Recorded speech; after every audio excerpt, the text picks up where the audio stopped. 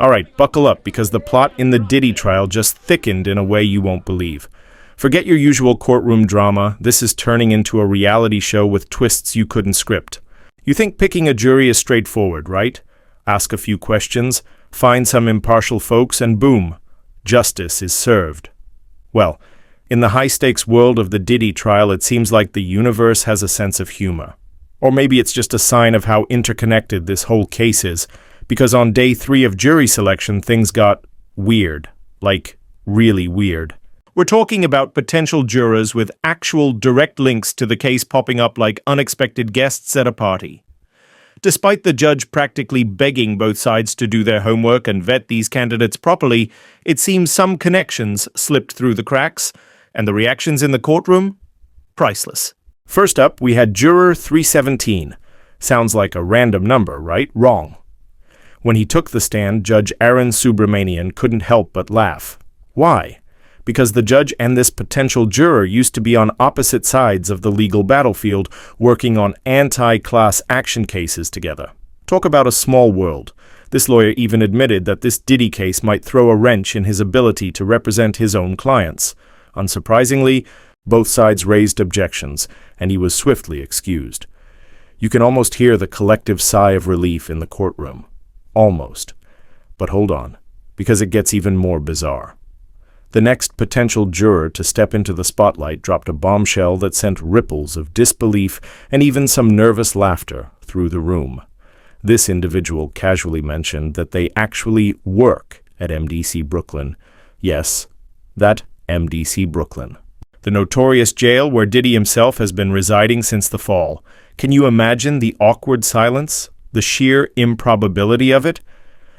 The judge, however, was not amused. While some in the courtroom chuckled at the sheer absurdity of the situation, Judge Subramanian gave the attorneys on both sides a stern talking to. He made it crystal clear they needed to get their act together and do a much better job of filtering these candidates to make the whole process more efficient. You can almost feel the tension radiating from the bench, but amidst the potential for legal chaos, there were moments of pure, unadulterated human quirkiness. Enter Juror 314. When asked about his recent activities, he confessed to binge-watching the second season of Andor and proudly declared himself lazy.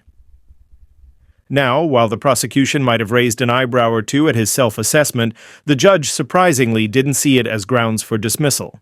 Perhaps a little bit of lazy is acceptable in the pursuit of impartiality? Who knows? Then there was Juror 220, who admitted to the cardinal sin of the digital age, reposting a meme about Diddy.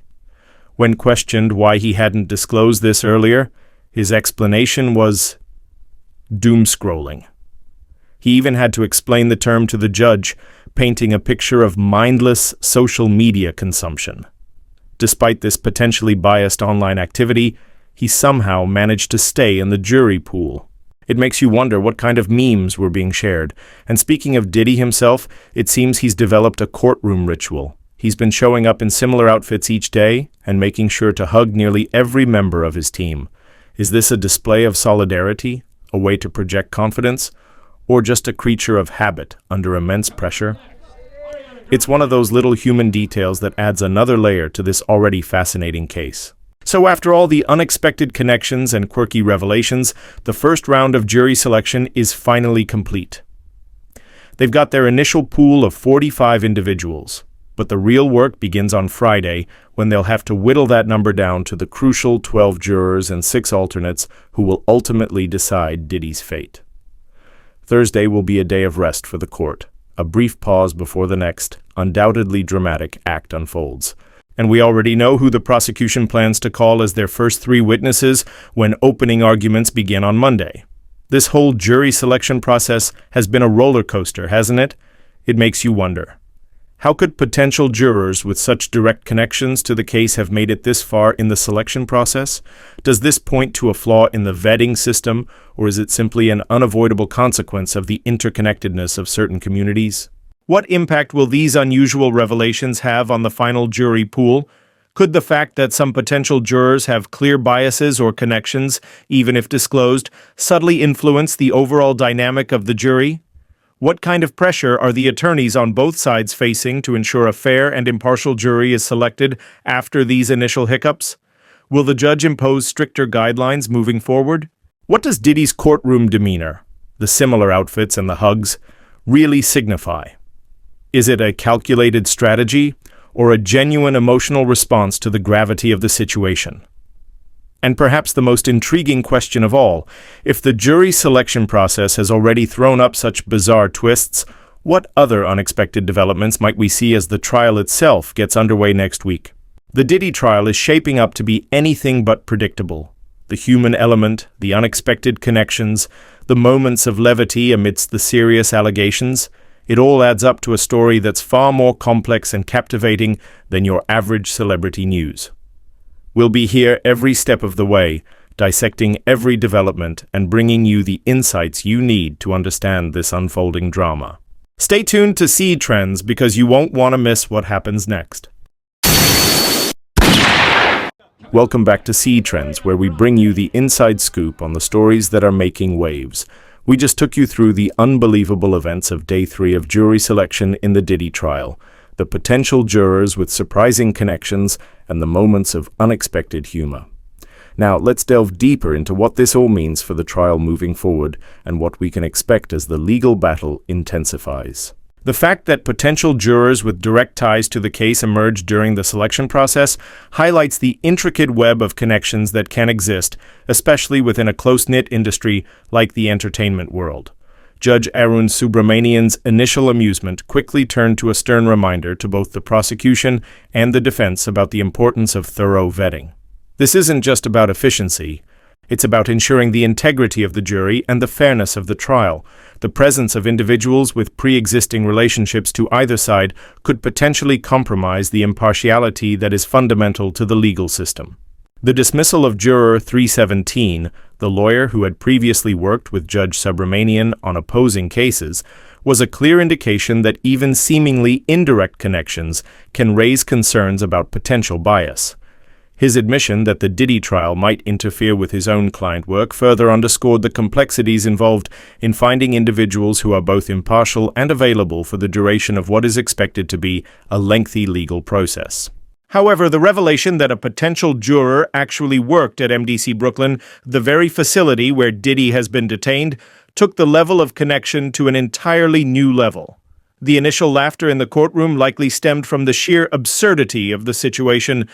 It's almost comical to imagine someone who works in the same jail as the defendant being considered for the jury that will decide his fate. The swift dismissal of this individual was undoubtedly the correct course of action, but it raises serious questions about the initial screening process. Judge Subramanian's chastisement of the attorneys on both sides was a significant moment. It underscores the responsibility that both the prosecution and the defense bear in ensuring a fair and efficient jury selection process. Their failure to adequately vet potential jurors in the initial stages not only wasted valuable court time, but also raised concerns about their attention to detail. This dressing down from the judge could lead to a more rigorous and meticulous approach as they move into the crucial phase of narrowing down the jury pool. Amidst the legal complexities, the human element shone through with the introduction of Juror 314, the self-proclaimed lazy Andor enthusiast. While his comments might have raised eyebrows, the judge's decision to keep him in the pool suggests a degree of tolerance for individual quirks, as long as they don't necessarily indicate bias. It's a reminder that jurors are real people with their own personalities and interests. The case of Juror 220 and the doom-scrolling meme about Diddy presents a more nuanced challenge. His admission of having reposted a meme, even if done mindlessly, raises questions about his potential pre-existing opinions on the case. The fact that he had to explain the term doom-scrolling to the judge highlights the generational differences and the evolving language of the internet that can now play a role even in legal proceedings. While he was ultimately kept in the pool, this incident serves as a reminder of the pervasive influence of social media and the challenges of finding jurors who haven't been exposed to or formed opinions based on online content. Diddy's consistent attire and his routine of hugging his team members offer a glimpse into his personal approach to this intense legal battle. Whether it's a deliberate strategy to project unity and confidence, a way to seek emotional support, or simply a matter of comfort and routine in a highly stressful environment, It's a human detail that adds a layer of intrigue to his public persona during this trial. As we look ahead to Friday, the real pressure intensifies. Transforming a pool of 45 individuals into the final 12 jurors and 6 alternates is a critical stage that will shape the entire trajectory of the trial. Both legal teams will be meticulously scrutinizing each remaining candidate, looking for any subtle signs of bias, preconceived notions, or potential challenges to their impartiality. The events of Day 3 have undoubtedly added another layer of complexity to this already delicate process. The fact that the court will be in recess on Thursday provides a brief pause for reflection and strategy for both sides before the intense final stages of jury selection on Friday. This time off could be crucial for the legal teams to reassess their vetting processes and prepare for the challenging task of selecting a jury that can render a fair and just verdict. With opening arguments scheduled to begin on Monday and the prosecution already revealing their first 3 witnesses, the trial is undeniably moving forward. However, the unusual events of jury selection Day 3 serve as a potent reminder that even the most carefully planned legal proceedings can be subject to unexpected twists and turns. This trial is far from predictable, and the human element, as we've seen with the quirky potential jurors and Diddy's courtroom behavior, adds a layer of unpredictability that keeps us all on the edge of our seats. To ensure you don't miss any of the crucial developments in this high-profile case, make sure you are subscribed to CEtrends and have turned on notifications. We are committed to bringing you in-depth analysis, breaking updates, and the real story behind the headlines. At CEtrends, we strive to go beyond just reporting the news. We aim to provide you with context, analysis, and a deeper understanding of the complex dynamics at play in the world of celebrity and entertainment. Our team works diligently to connect the dots and bring you a comprehensive picture of the stories that are capturing global attention. If you found this breakdown of the surprising events during jury selection insightful, we encourage you to explore our other videos covering the Diddy case from its initial stages. Why Her, the story behind Diddy's new lawyer or Diddy trial. The missing victim. 3. What's hidden and why it's alarming. Additionally, we delve into other significant celebrity legal battles and provide exclusive insights into the lives and controversies surrounding prominent figures in the entertainment industry. The videos appearing on your screen now offer a deeper dive into these fascinating stories. Click to continue watching and stay informed with CEtrends. Thank you for joining us here on CEtrends. Your support is invaluable, and we appreciate you being a part of our community. Share your thoughts on these surprising jury selection developments in the comments below. We're always eager to hear your perspectives. And remember to subscribe and hit that notification bell so you never miss an update on this captivating trial and all the other trending celebrity and entertainment news we bring you. We'll be back with more updates very soon.